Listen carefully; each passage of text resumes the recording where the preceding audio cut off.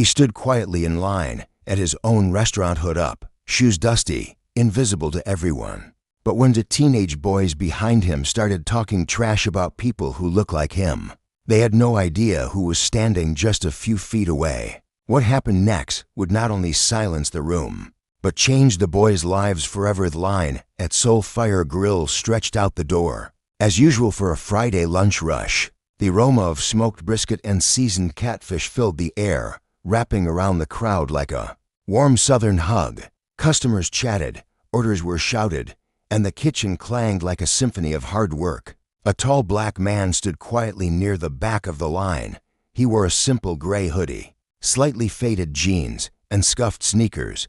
No one gave him a second glance. That was exactly how Malcolm Royce liked it. At 48, Malcolm was the founder and CEO of the Soulfire restaurant chain, now worth over $100 million with locations in 6 states.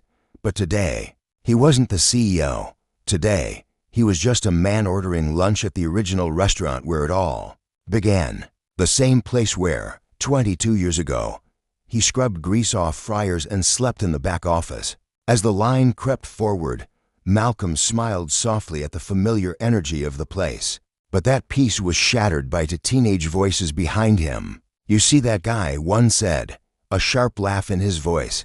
"Bet he's one of those delivery dudes. Or maybe just here to beg for food. You know how they are." Malcolm didn't turn around.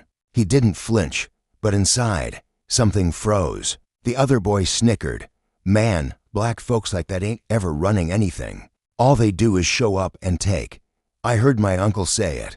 They don't build." Malcolm slowly exhaled. He wasn't angry. He was hurt, not for himself, but for the world these boys had been taught to see. When he finally reached the counter, the young cashier smiled. "Welcome to Soulfire, sir. What can I get you?" Malcolm smiled back, then leaned closer. "Is Erin working today? Tell him Malcolm's here." Her eyes widened. She disappeared into the back. Seconds later, the manager came bursting out, eyes wide. "Mr. Royce, I didn't know you were coming today." The boys behind Malcolm fell silent. All eyes in the restaurant slowly turned toward him. Malcolm gave the manager a quick hug and turned to the cashier. "I'll take the usual and cover everyone in line behind me." Gasps and whispers rippled through the crowd, but Malcolm wasn't done. He turned to the 2 boys. They stared at him now, faces pale. He spoke, calm but firm. "I heard what you said, and I'm not here to embarrass you, but let me say this. I started this restaurant with $50, a prayer, and a recipe my grandmother handed down from Mississippi." He gestured around. "Every brick here was laid because I refused to believe what people thought I couldn't do. And I look like you, so don't ever say someone who looks like us can't build something. You just ordered food in a place built by the same man you judged." Silence. Then, slowly, the crowd clapped, not because they were told to, but because they felt it. The boys' heads hung low, ashamed. Malcolm approached them gently.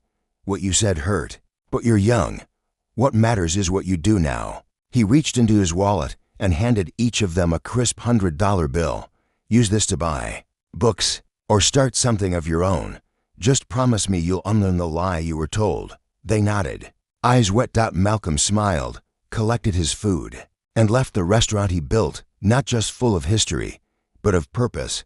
Sometimes, leadership isn't about boardrooms or speeches. Sometimes it's about ordering lunch and rewriting a story right in the middle of it. Outside the restaurant, the sun was high, casting warm light over the city Malcolm had once walked through. Hungry, tired, an invisible dot, he sat on a bench across the street, unwrapping his meal, taking small bites between long thoughts. Behind him, the buzz of Soulfire Grill continued, laughter, the rhythm of sizzling oil, music playing from the speakers.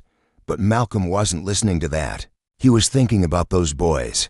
He saw himself in them, not the ignorance, but the potential buried beneath it. The same potential he almost let the world snuff out when he was 16 and homeless, sleeping on church steps, doubting his own worth because people told him he'd never be anything.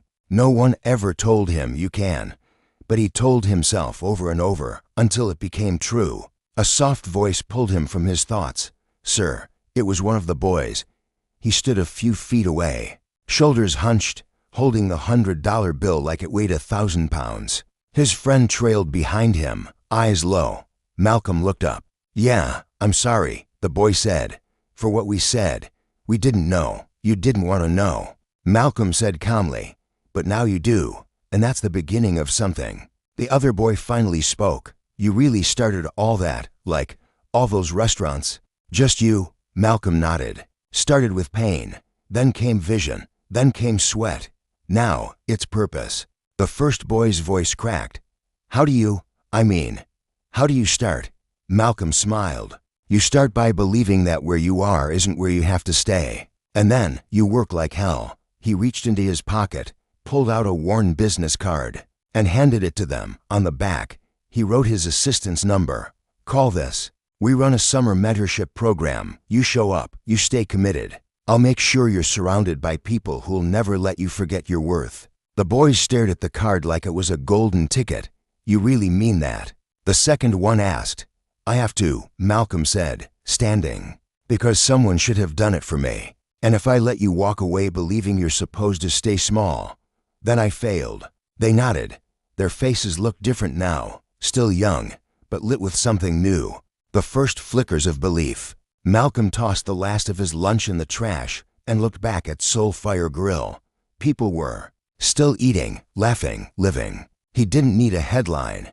He didn't need applause. That bench, that moment, that was legacy. He walked away with his hood up, blending back into the crowd.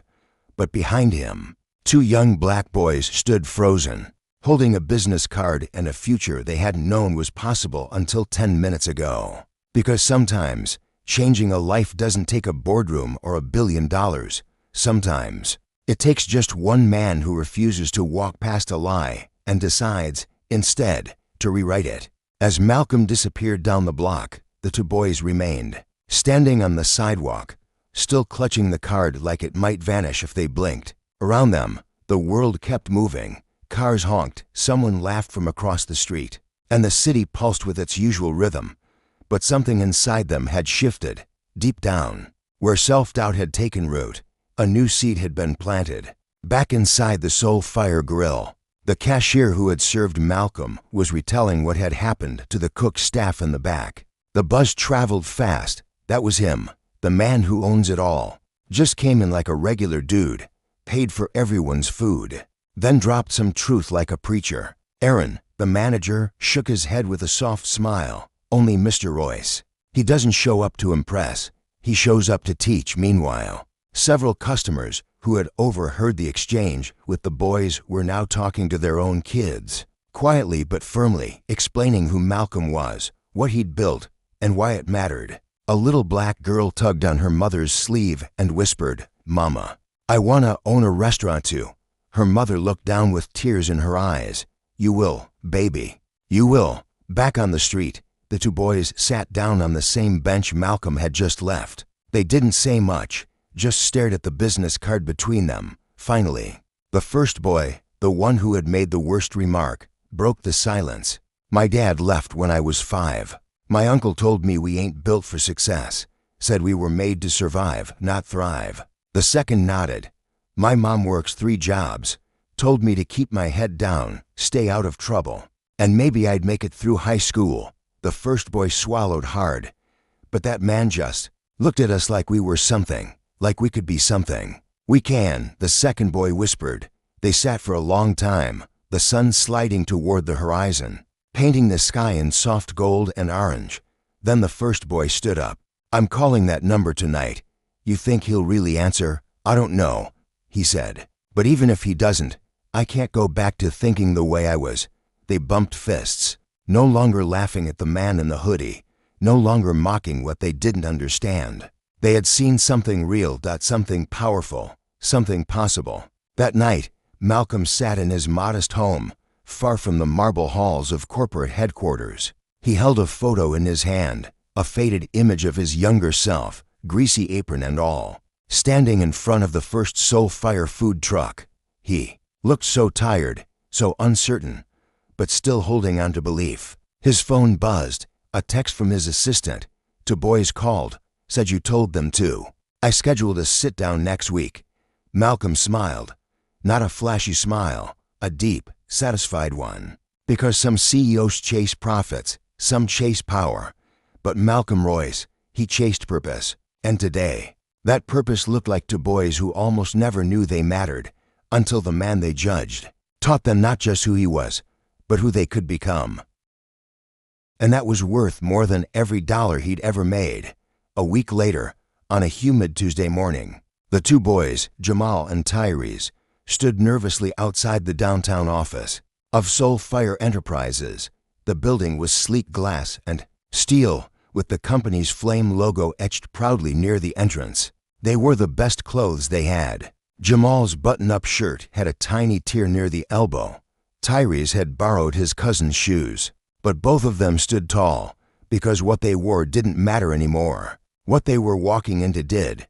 Inside, they were greeted by Malcolm's assistant, a graceful older black woman with silver locks and sharp eyes. "You must be the two young men Mr. Royce spoke about." They nodded, almost in unison. She smiled. "Good, he's been expecting you."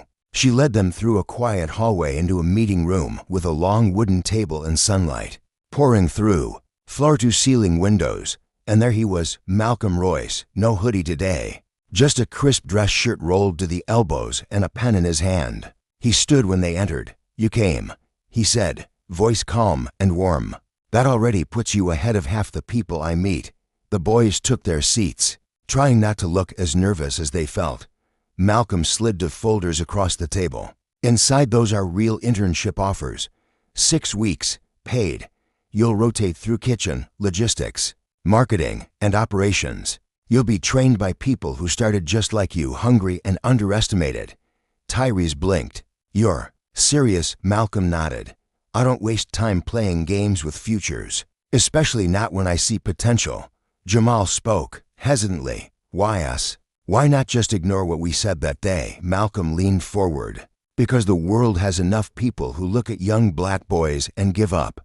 I don't have the luxury to be one of them. I was you.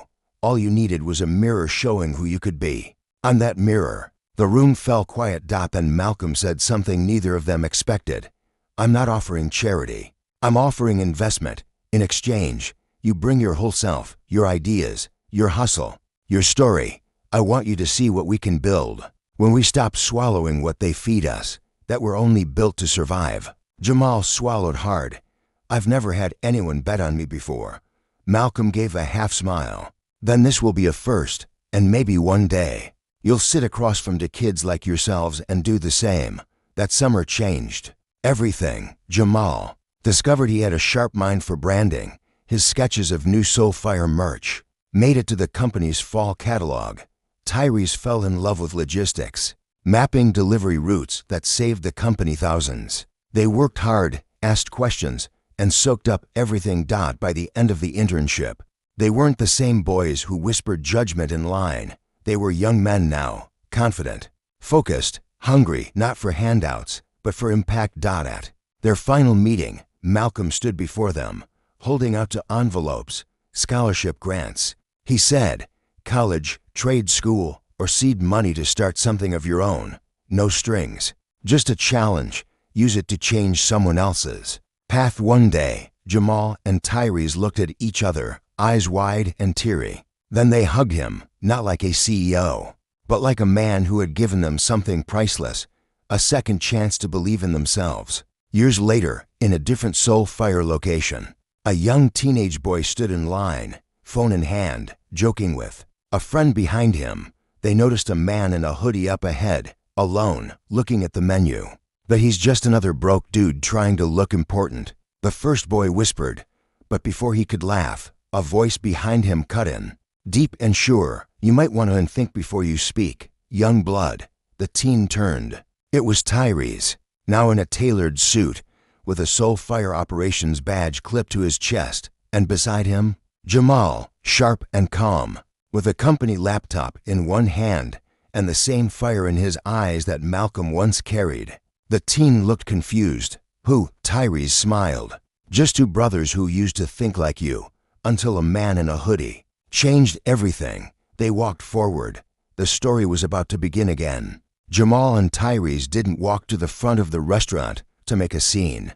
They walked with purpose, steady and focused, just like Malcolm taught them. The teenage boys behind them stayed frozen in line, confusion painted across their faces. One of them whispered, "Wait, are they, like, famous or something?"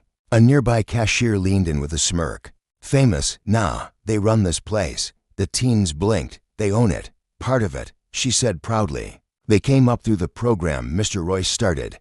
Been building Soulfire's future ever since. Up front, Jamal turned and glanced back at the boys.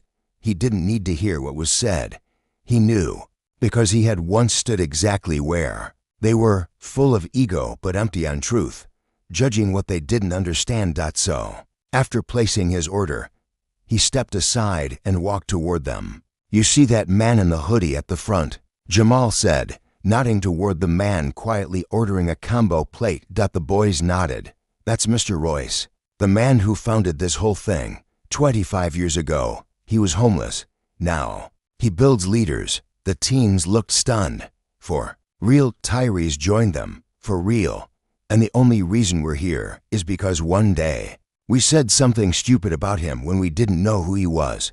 Just like you did." One of the teens stammered, "We didn't mean anything by it." "You did, though," Jamal said, his voice calm but solid. "And that's okay, as long as you don't stay stuck in that mindset." Tyrese handed them each a card, different from the one Malcolm had given them years ago, but with the same energy. It read, "Soulfire Uplift Program. We build from within. There's an open house next Saturday." Tyrese said, "You show up, you learn. We mentor. We invest, but you gotta want it." One boy clutched the card like it might catch fire. "You think we could do what you did?" Jamal knelt slightly so he was eye level. "If you're willing to listen, hustle, and grow, you could do even more." Just then, Mr. Royce turned from the counter, with his to-go bag in hand. His eyes scanned the restaurant and landed softly on Jamal and Tyrese. He gave the smallest of nods, not the kind meant for applause or recognition, but the kind that said, "I see you carrying the torch." They nodded back. Legacy didn't live in buildings or logos. It lived in choices. It lived in moments. It lived in how you showed up for the next generation. That night, Malcolm Royce sat at home in his quiet study. He sipped a cup of strong tea and stared at the wall, where 3 framed photos now hung side by side. A picture of him, years ago, standing in front of the first food truck, grease on his apron and sweat on his brow. A picture of Jamal and Tyrese from the day they graduated the Uplift program, each holding a plaque. And now, a new one, snapped just hours earlier by the restaurant staff, Jamal and Tyrese standing tall beside the teenage boys, all 4 of them grinning, shoulders square, eyes bright. Malcolm smiled, setting his tea down. He didn't need his name on a billion-dollar list. He didn't need a statue or a memoir. He had something far better, a legacy of building kings, from boys who were never supposed to rise. Because the most powerful thing a man can do is show another man who he really is, and make sure the world never forgets it. Later that month, the Soulfire headquarters hosted its biggest Uplift program orientation yet. Over 100 teenagers, mostly black and brown youth from underserved neighborhoods, filed into the wide auditorium with skeptical eyes and twitching knees. Some wore hoodies too big, some wore borrowed button-ups, but all of them carried invisible baggage. Stories of absence, struggle, and ceilings placed too low. On stage stood Tyrese and Jamal, no longer just former interns, but now directors of youth empowerment and strategic growth for the Soulfire brand, a title they created because they refused to be boxed in. Jamal stepped forward first. "Y'all may not know us yet," he said, his voice smooth and steady, "but we know you. Because we were you." He told them about that day in line, the arrogance, the ignorance, the truth that stopped them cold. He didn't sugarcoat anything. "Back then, I thought success had a skin tone, a zip code, a pedigree I'd never have. I didn't know it lived inside me the whole time. It just needed someone to wake it up." Tyrese followed, his voice a little rougher, a little more fire in his tone. "Let me be real with y'all. This ain't charity. It's a challenge. If you want easy, There's the door, but if you're ready to learn how to build, how to lead, and how to never shrink when you walk into a room, then sit down, take notes, and stay locked in. The room went silent, then a slow, rising clap, then another, until the whole room erupted in applause.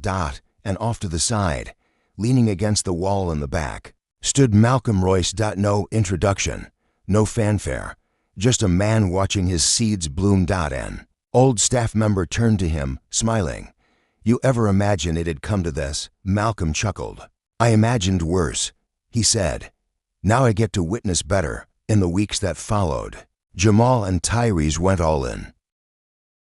They didn't just mentor, they trained. They drilled confidence like it was muscle. They brought in guest speakers, lawyers, barbers, engineers, ex-cons turned authors, people who had walked through fire and came out carving paths. Every Saturday, Malcolm would visit a different Soul Fire location and quietly observe.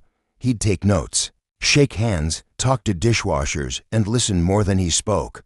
One afternoon, a teenage girl named Sraya, 15, quiet, eyes like steel, raised her hand during a mentorship session. She asked Jamal, "What if I don't want to run a restaurant? What if I want to own a tech company?" Jamal grinned. "Then you better start learning code and customer service. Cause leadership looks the same everywhere. It starts with vision, and it ends with what you leave behind." Tyrese added, "Soul Fire ain't just about food, it's about legacy. If we're doing this right, it should launch 1,000 dreams, not just one." That quote would later appear on the walls of every Soul Fire location nationwide. 2 years later, a young man in a crisp navy suit stood behind a podium at Howard University's Black Entrepreneur Summit. He introduced himself to thunderous applause. "My name is Tyrese L. James, and I'm honored to present the first annual Malcolm Royce Impact Award, named for the man who didn't just change our lives, but changed the definition of what success looks like for kids like us." In the audience, Malcolm sat quietly in the front row, teary-eyed for the first time in years. As Jamal came up beside Tyrese, they both pointed toward the crowd. "And this year's recipient," Jamal said, "is a 17-year-old girl who just launched a mobile app connecting homeless veterans with real-time job openings and housing resources. She was raised by a single mom, started coding in a public library, and never let the word statistics stick to her name. They called her name Sraya Nelson." She walked up, head high, and embraced them both. Malcolm rose from his seat, and for once, the man who always tried to disappear into the background stepped into the light. Sraya turned to him, holding the award, and said into the mic, "Mr. Royce, you didn't just build restaurants, you built ladders, and I'm climbing one right now." The crowd stood. Every young dreamer, every old believer, every person who ever wondered if one man could matter that much, he did, because he showed up with truth. He handed out dignity. He built fire, not just in kitchens, but in souls. And that fire, it was still burning. The auditorium lights dimmed, but the flame lit by Malcolm Royce burned brighter than ever, not in spotlights or headlines, but in hearts. Jamal, Tyrese, and Sraya stood on stage as symbols of what was possible when belief meets opportunity. They weren't just success stories, they were blueprints. For every boy told he'd amount to nothing, for every girl told her dreams were too big, for every child overlooked by a system that never expected them to rise. And in the back of the hall, as the applause faded and the lights came back on, Malcolm quietly slipped out the side door. No interviews, no fanfare, just a man on a mission. Because for him, it was never about being seen. It was about making others visible. He walked down the sidewalk into the night, hoodie up, hands in his pockets, the same way he came into Soul Fire that day, so many years ago. But now the world around him had changed. Because of what he started. Because he chose to lead with humility. Because he refused to let broken boys stay broken. And somewhere, in another city, another line was forming. Another whisper would be heard. And another torch handed down. Because true power isn't in owning the building. It's in building people strong enough to own everything inside it. That's legacy. That's leadership. That's Soul Fire.